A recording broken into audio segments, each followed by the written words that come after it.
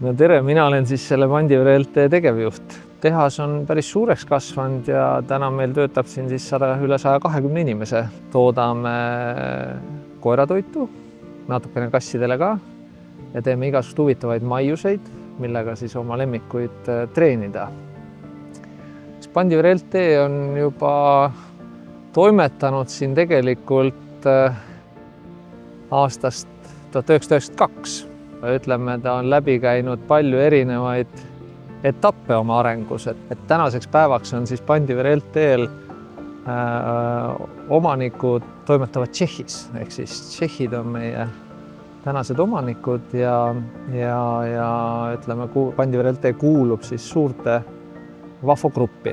Ja mida siis üks selline suur ettevõtte suudab meile pakkuda? Kindlasti arengut. Nagu ma mainisin, meil on 120 töötajat ja me toodame keskeltläbi 5000 tonni toodangut, mis tuleb meie väravatest välja ja leiab tee siis üle maailma 91 erinevasse riiki.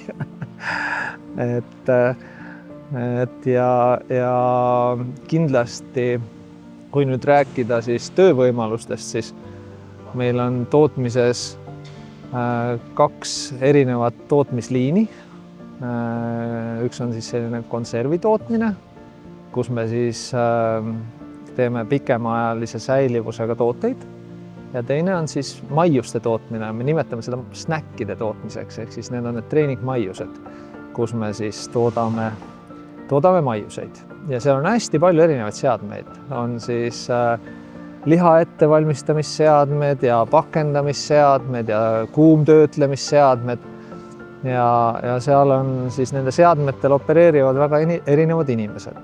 Ja need seadmed kindlasti tekitavad palju väljakutseid ja ütleme, tegemist ei ole päris tavaliste seadmetega, et näiteks hästi suured, meil on autoklaavid on päris suured, siis on meil kuivatusahjud on päris suured, et võib-olla mastaapidelt natukene suuremad seadmed, aga tehnoloogia on kõik sama, aga see kõik vajab õppimist.